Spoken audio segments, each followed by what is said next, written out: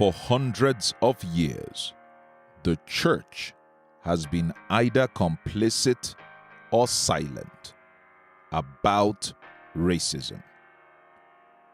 Either way, we have been part of the problem. Breaking cultural stereotypes and social constructs is hard. But it's time that we pursue truth and justice and begin to let go of our distorted narratives once and for all. For some, this is hard to grasp, and it's uncomfortable, and understandably so. This series attempts to open a dialogue and to start a conversation in order to provide some new and better insights. Lord, open our hearts and our minds. Help me to understand.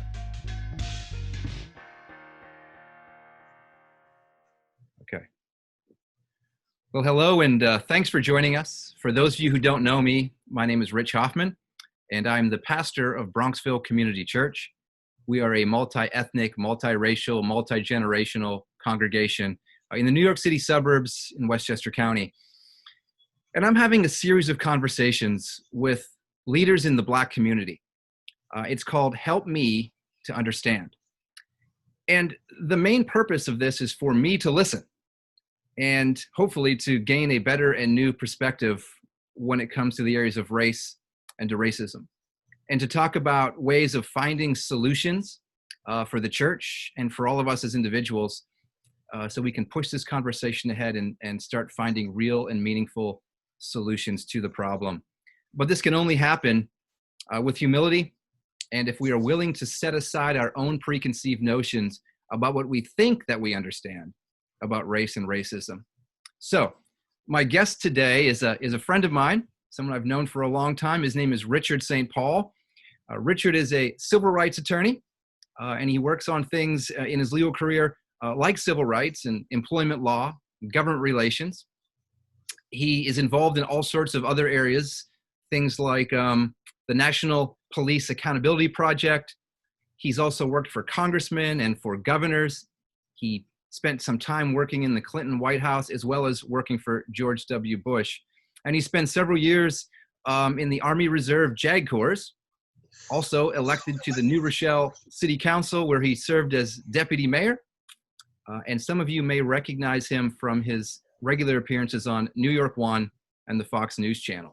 So Richard, counselor, how are you? Welcome.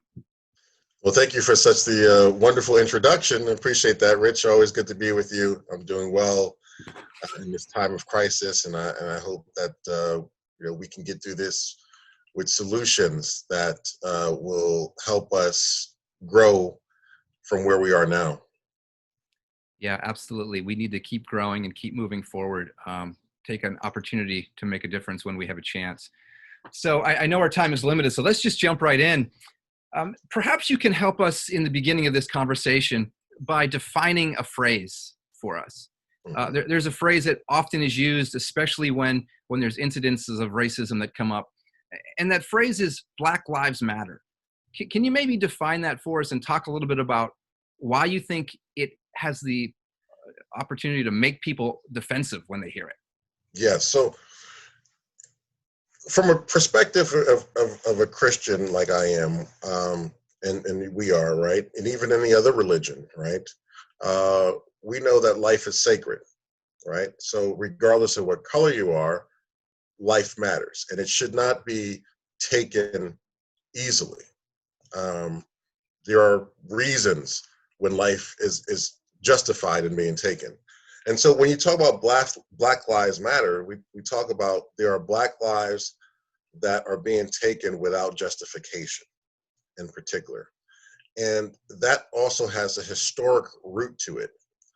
And that goes way back into the time Black people came to this country, and even getting to this country. There's 20 million Africans who lost their life coming into America. Those were Black lives. And there were many, many, many more Black lives lost here in this country over the years through lynching, through slavery. And then today we're talking about Black lives mattering, because at one point in time, it was okay in this country to say that Black people were not even human, that they were monkeys, that they were apes, that they were stupid, and they weren't human. And so Black Lives Matter puts that into perspective here, that yeah, all lives matter, but in particular, Black lives matter. We are human. Don't take our life unnecessarily. And that's what people of color, Black people like myself even, is that, you know, there isn't that same value on a Black life that there are on other lives. And that's what Black Lives Matters means, is that give Black people the same value of life that others have. Yeah, thanks for that. I think it's important for all of us to understand that there's no need for binary thinking. Saying one life matters doesn't imply that another one doesn't. All Right. lives, of course, matter, but Black lives are the ones that it often seems like don't matter. So thank you for that description. It's important for us to, I think, understand that moving forward. So talk to us a little bit about your work as a civil rights attorney and a lot of the other things that you're involved in that have other things similarly associated with it. What are Sure. some of the issues that you deal with that people might find surprising that still exist? Employment discrimination, where people are still using derogatory terms in the employment sector. People are still discriminating against people based upon not only their race, but their sex, male or female. I am involved in a number of lawsuits against police departments, that there are police officers who do arrest people without probable cause, which is in turn called false arrest. That there are police officers that are out there that do use excessive force. That means that there's more force used than is necessary to effectuate an arrest. I've had one client who was in handcuffs and was literally choked by a police officer in Westchester, in a town in Westchester County, in the city of Westchester County, and that was on videotape. And then they threw him on the floor on video. And then you can see that that somebody came out later to wipe the floor up, which we believe was my client's blood. These things happen. I mean, there needs to be accountability to people who do things that not only violate the law itself, the civil rights law, the laws of this country, but also violate just the natural law. Do unto others as you want done to yourself. So that stuff still exists. As long as there's good, there's going to be bad. The problem is we can't let bad get out of control. Yeah, absolutely. And it's always surprising when we see those videos, but it probably shouldn't be because they show up so often. Yeah. And the real root behind it, I'm glad you talked about it a little bit there, is from my perspective as a pastor and a follower of Christ, the root behind all of this is sin. And we need to be able to realize that, I think, and recognize it as the seriousness of this problem. Right? It's not just something that some bad people do. It's sin that exists, and it's something that has to be thought of that way so we can recognize and understand how deep-rooted and bad that it is. So kind of keeping in line with that, in these ideas that there's systemic things and things built in, and there's organizations that kind of push the envelope on so many things. Considering that both of our presidential candidates that are coming up in November, both of them seem to look at matters of race and racism in a politically expedient sort of way. How do you think people ought to respond to that? Well, you have to know the elected officials' true heart outside of a soundbite, because a lot of times, the elected officials, and I've been one. You've ran for office before. It's like, oh, sum up your feelings in a soundbite, and it's just more than that. You have to look at the elected official record. What have they done? What are they involved in? So you're going to look at what they've done as an elected official and what they've done in their personal life. And hopefully you can form a basis as to their character and their seriousness as to trying to resolve these issues, not just giving it some fluffy talk and then not taking any action. Yeah, so that makes sense. So you have to kind of look at the big picture, stay away from this whole idea of a soundbite characterizes the whole of a person. And of course, Right. record back, their former record, things they voted on in the past and other statements. So that's good advice, I think, as we move into this election season. Of course, the presidency is always kind of the big thing that we have to focus on, but that applies to all elections, doesn't it? Oh, absolutely. And especially local elections. I mean, all politics are local. Tip O'Neill said that, and it's so true, because what's likely to affect most individuals is what's happening in their local neighborhoods. Is the trash getting picked up? Do the police respond when you call them? Does the fire department put out fires? What kind of programs do you have locally to deal with the at-risk youth? What is happening in your local neighbors? The district attorney, is the district attorney fair? Do they treat each individual the same regardless of class or race? So a lot of what happens to us that affects us is in our local communities. And so we have to be vigilant and active in our local communities. And then there is also the presidency, and there's also Congress, which can also pass broad sweeping policies that could affect our local communities too. But most of the time, what happens to us is going to happen in our local community setting.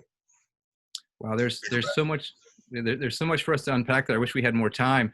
This whole idea of all of those small little pieces, those things that are happening in our communities, and how it relates to poverty, and how we treat youth, and how we view each community are these governmental services being provided on an equitable level, across neighborhoods. So there's so much in there, and these are some of the things that we need to consider when we're talking about this issue of racism as well, because it's not disconnected from those things. No, it's not at all. Not at all. Right. So talk about maybe some specific aspects of government or even the criminal justice system that you've seen as an attorney, where you've seen some of this or have experienced some of this injustice and racism that's built in. Sure. So, for example, let's take the criminal justice system, where disproportionately we have more. And when we say disproportionately, we mean that African Americans are 13% of the population, yet represent a significant percentage of higher than that 13% in prisons. And a lot of that has to do with not only class, but there is some implicit bias that takes place in our justice system, where people don't even realize that they're making different decisions based upon somebody's race, and they're not treating people fairly. That is, our judges, our prosecutors, our police officers in the judicial system aren't treating people fairly because of the color of skin. They don't even realize this until it's brought to their attention, unless they have that implicit bias training, which that's another thing. From a federal perspective, what Congress could do and the president is sign a bill that attaches, if you want criminal justice funding, which every state and municipality pretty much does take federal money, because it offsets their budget. If they're getting federal money, means locally you don't have to pay as many taxes because you're getting federal money. If they were to say, this is what needs to be included in every police officer's training, implicit bias, diversity, etc., that would make a change in our criminal justice system. That would help so that things like George Floyd are prevented, hopefully. Other things like attach this to federal money. Any police officer that has a complaint filed against them, that should be public. All right. For example, in New York, there is something called Civil Rights Law 50, and I've had to deal with this as an attorney. It protects the personnel file of correction officers, firefighters, and more importantly, police officers. That means that unless there's a court order, and most courts don't do it unless it's the federal court, because that doesn't apply in federal court because it's a state law. A lot of times you'll have difficulty getting the police officer's record, and that means his personnel file. And when you can't obtain that personnel file, you don't know what type of discipline or complaints were against that particular police officer, which makes it more difficult to prosecute your case.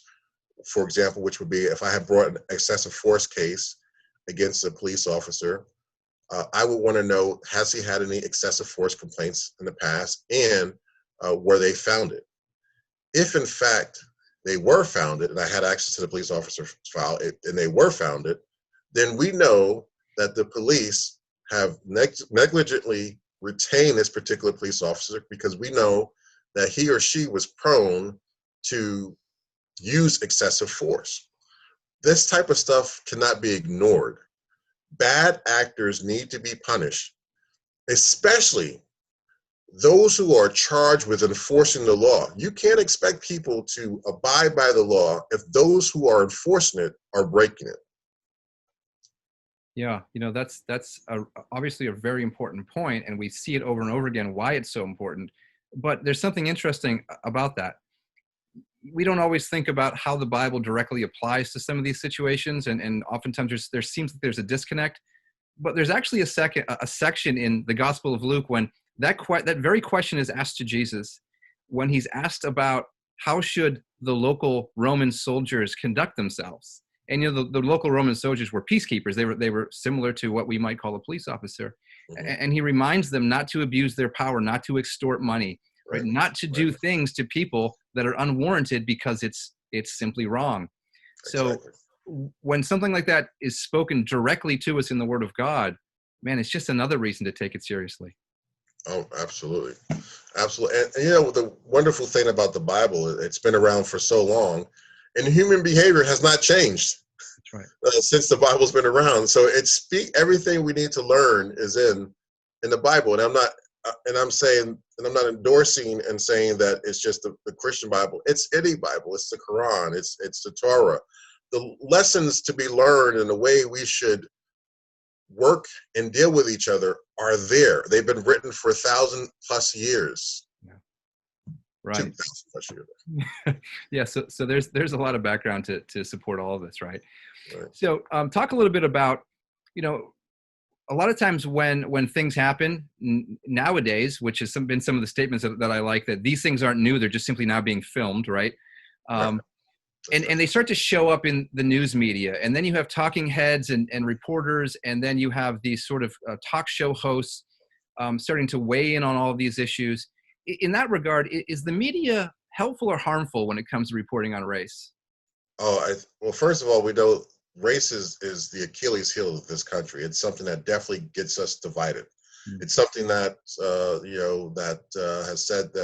has been said that the Russians have used to divide us during our presidential election. It is something that race is something that is not settled in this country, and that's why it is difficult.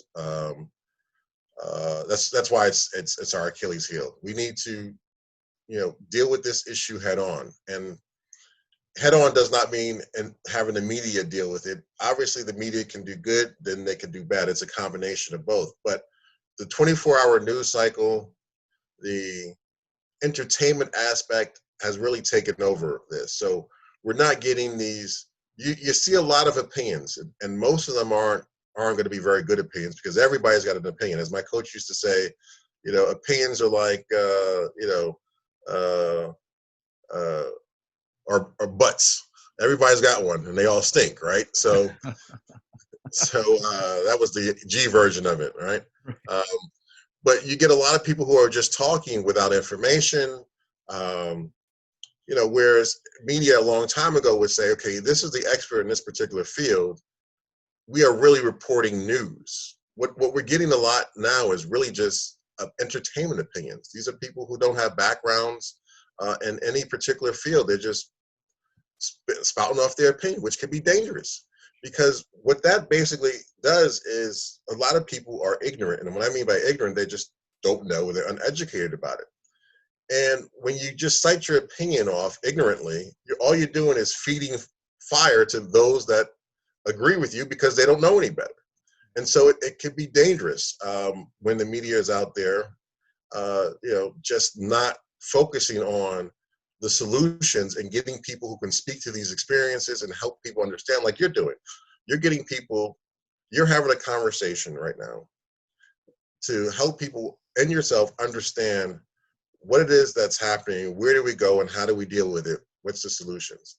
And if you look around media, a lot of times that's just not happening. That's just not happening. Yeah, and I think it goes a step further for followers of Jesus, Christians, when we're charged to look at everything through the lens of the gospel. And if we tie our identities more closely to political platforms or parties than we do to identifying as a follower of Jesus, we start to get off track and get off very quickly. And we know that Jesus says he's the way, the truth, and the life. Our focus needs to be on truth, and we need to begin to let go of our own preferred narratives, because that's when we start to get into trouble. That's right. Excellent. So, unfortunately, the events that happened, and there was several in a row where people of color were murdered and other things happening, and it led to these demonstrations and then this associated violence that came with it. But the conversation is active right now, and it's a good conversation happening for the most part, and it's prompted people, even within the church, to do things like this. But how do we keep this conversation on racism going, even when this situation calms down? Well, it's important to just have these conversations. I mean, we have to be intentional about it. We have to be deliberate about it. And what does that mean? That means you and I get together and we talk. We talk about race. We invite each other to each other's house, and we talk about, we bring these topics up that are uncomfortable, and so that we can grow in our conversations and our understanding. And that's really what it's about. Is there are people who are fearful, and when we are fearful, we react in a number of ways, most of which are bad ways. Negatively, you cause harm. But a lot of the fear comes from misunderstanding. Sure. So part of misunderstanding is being educated to understand.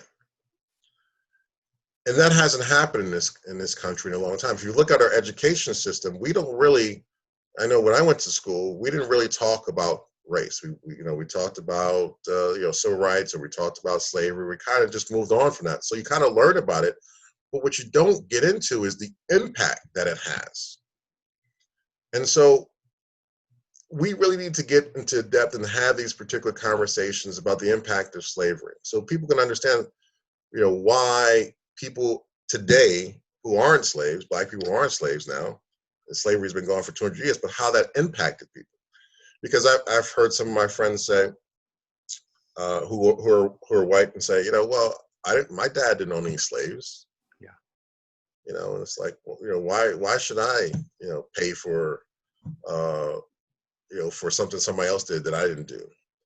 And when I say pay, I mean, why should I pay attention, or what's my concern there about slavery when I didn't own slaves? And the point of the matter is, well, let's have that discussion, and let's talk about how not being in slavery, how being white and being able to assimilate into this population versus being Black and never being able to assimilate because of the color of your skin. No matter how wealthy a Black man is, if somebody calls him the N-word, he's going to feel that. You're not going to call another white person or Asian person the N-word. Because that word has historic meaning to it. And so, if you look at the history of this country, there was a lot of anti-Semitism. There was no Irish did apply. There was discrimination against Italians, so forth and so on. But each one of these groups were able to assimilate into the population, and it's really because of the color of their skin. Yeah, and one of the things that I keep hearing, and one of the things that I think white people need to understand, and I'm glad you said this word earlier, get uncomfortable, because that's the only way we can bring about change. But one of the things I keep hearing in these conversations is this whole idea that prejudice that leads to daily microaggressions against people of color. And I know that I certainly can't fully understand it. Each time I hear one of the stories, it helps me to see it, but I still can't know it from personal experience. And what I mean by that, and I'm sure you know what I'm talking about, it's that no matter where you go, no matter how well you've done for yourself, no matter how much you fit into a particular place because you've gotten there, there's still these microaggressions caused by prejudice that you have to deal with on a daily basis. Can you talk about that for a second? Oh, absolutely. For example, I go into a store and somebody follows me around. Simply because I'm a person of color. Not that I'm doing anything wrong. It's just that maybe in this other person's experience, a person of color stole something, or just because they just have a distrust for people of color, they follow me around the store. Or sometimes I'm in the store and somebody says, can you tell me where to find this? I say, well, I don't work here. So, no, I can't tell you where to find it, but I'm not sure why you think I work here. Or there's a time, where I was stopped by the police, and they'll say it's me and a couple other guys of people of color. Okay, I need you all to step out the car so that we can search you for officer safety. Now, they might not necessarily do that to 4 white guys driving in a car, but because it's 4 black guys who are driving down the street in the Bronx or something, we want you to step out the car. So there are so many. I mean, I could sit here literally for 5 hours and tell you about some of these microaggressions because of you're a person of color. And this is what you're just talking about. That is the frustration that you're seeing in these protests.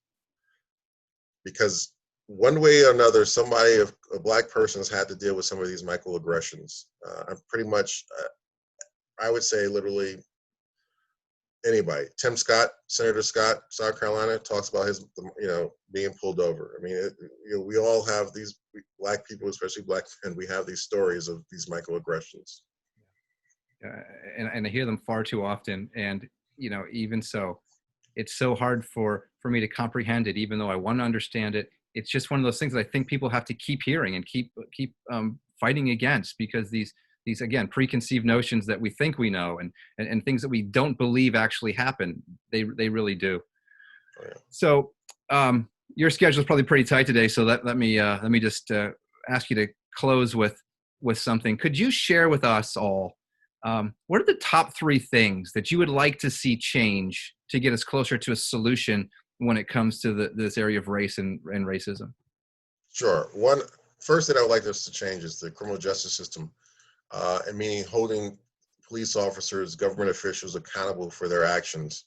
And again, that means that we are getting rid of bad apples, bad police officers early by firing them, by making it easier to fire them, by making it easier to discipline them, by revealing their record of complaints, and also whether they're founded or unfounded. But we need that open book. We need that light shined on that particular darkness. So we need the police accountability, because we've seen this. The difference between now and during the civil rights movement is you saw the aggression of police officers, dogs on kids, fire hoses. You saw that on TV, and that helped change people's hearts and minds to say, you know what, this is just terrible. And we're seeing that same thing again, but in a smaller microcosm, where we're seeing people videotape the aggressions of police officers. So you can peacefully march, and the police won't interfere like they did it during the civil rights era. But what has taken that place is that people are filming these incidences of police brutality against individuals, not just black, but white also. And we know now that excessive force, police brutality, government officials abusing their power still exist. And that cannot be tolerated, not at any level. There has to be a zero tolerance policy. That's first. Secondly, economic change. We need to ensure that there is an economic opportunity for people regardless of their color. That means that banks need to lend to people of color regardless of their race, right? If you're asking for the financial records of an individual who's not black, but you're not asking that, when you're asking that, you're not asking that for someone who's not black, but you're asking it for someone who's black, that's unfair. Everybody needs to be treated the same when it comes to having the opportunity to advance themselves economically. And if that's going to a bank, and that's just more than banks doing community service, banks need to be involved in ensuring that there's equal opportunity that for people of color as there is for people not of color. If we remember in the history here, government sanctioned redlining. That was where banks would basically, sanctioned by the government, again, banks would not lend to Black people in a particular area. Say, no, we're not going to give you any money if you want to buy a house outside of this red line. Yeah. So historically, Black people have been discriminated against. And what that has done is consolidate Black folks into one area. And we know the way things are set up in that area, that there aren't a lot of economic opportunities to get out of it. And so you're kind of stuck there because you have nowhere to go. And that was intentionally created, because when you couldn't get out of where you were, you stayed in. We have generations of staying in, generations of poverty, because there was no ability to come up because you were discriminated against. Right. So that needs to be corrected. So economic empowerment for everyone. Lastly, education. I always call education the great equalizer. Your education dictates your economics typically. That is, the more education you have, the better you are economically. And the way we fund our school systems here, which is through property taxes, makes it discriminatory. And the reason why is, obviously, you're in Bronxville. Your public schools are going to be better than someone, let's say, in the Bronx. Your property taxes are higher. You have more resources in Bronxville. Whereas in the Bronx, there are less collection of property taxes. There are less resources for the schools. There are kids there who have PTSD from violence. There's a number of issues. So they need even more resources, but they don't have it. So you can't deal with issues. That includes, in Bronx, for example, not being able to have 3 meals a day, not being able to shower, dealing with violence. Those things need resources. And funding schools through property tax alone has not provided the equalizing of our public schools. So the point is, whether you go to public school in the Bronx or Bronxville or New Rochelle or Brooklyn, if it's a public school, you should have the same resources, period, point blank. Mm-hmm. Yeah, that's a great point. And funny enough, all of those things that you just spoke about, that's that underlying, another one of these words that frightens everyone and makes them angry, is you just described for us white privilege. And in some degree economic privilege, which is very much related. So thanks for pointing those things out and making them sort of real. And again, through conversations like this, that's how we're going to learn. So thank you for helping me to understand, and hopefully a lot of people listening can understand a lot of these issues a little bit better as well. So Counselor, I'll let you get out on your day here. So thanks for all your insight. Thanks for taking the time to talk to me today. And Richard St. Paul, it's always a pleasure to see you and talk to you. Rich, always a pleasure to see you and talk to you. I look forward to seeing you in person. Let's get together. Keep up the good work. This is great. Thank you very much. Awesome. All right. You're welcome, and I'll talk to you soon. All right. Bye-bye. Thank you for listening. Now here is Pastor Rich with some closing thoughts. It's important for us to recognize the holistic aspect of the gospel. The gospel is first and foremost about forgiveness, the forgiveness of sin that comes by grace through faith in Christ Jesus and not by our works, because it's a gift from God. But the result then of the gospel must be evidenced in a transformed life and the desire to carry on the ministry of Jesus, in other words, to be like him.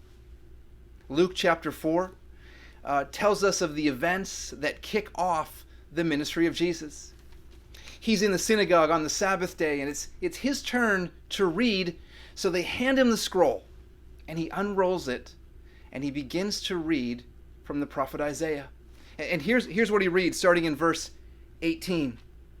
The Spirit of the Lord is on me, because he has anointed me to proclaim good news to the poor.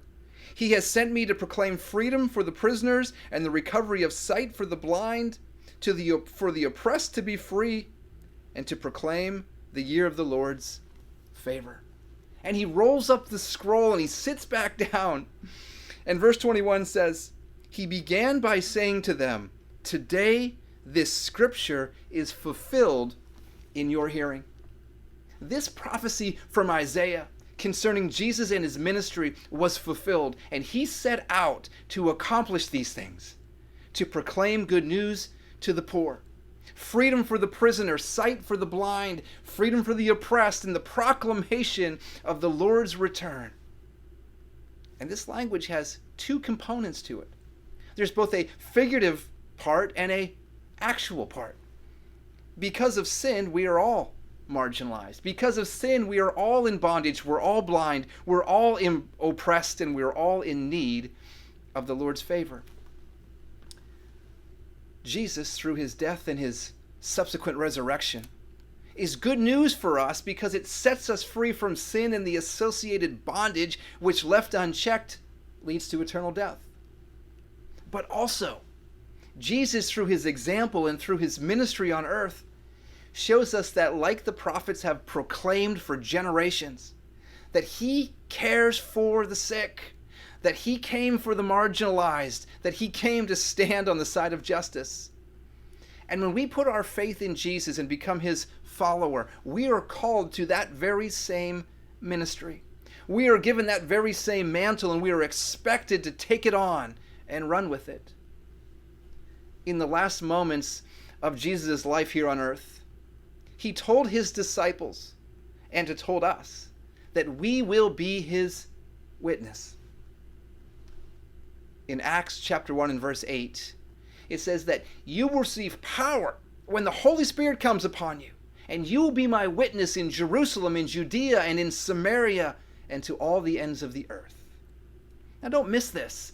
What this means for us as followers of Jesus is that we need to take this holistic gospel and to share it and to live it out wherever we find ourselves, in every opportunity and in every area of influence. Jesus' ministry of reconciliation and his mission of justice did not end because he died on the cross. Rather, it continues because he rose again. And we as followers of Jesus, and we as the church, having been filled with the Holy Spirit, are sent out to be his witness, sent out to share the good news of salvation, and sent out to take a stand against injustice. I've seen some things that a man just can't ignore, and this world's gonna see what I'm standing for. I've kept my peace, but I can't hold my tongue.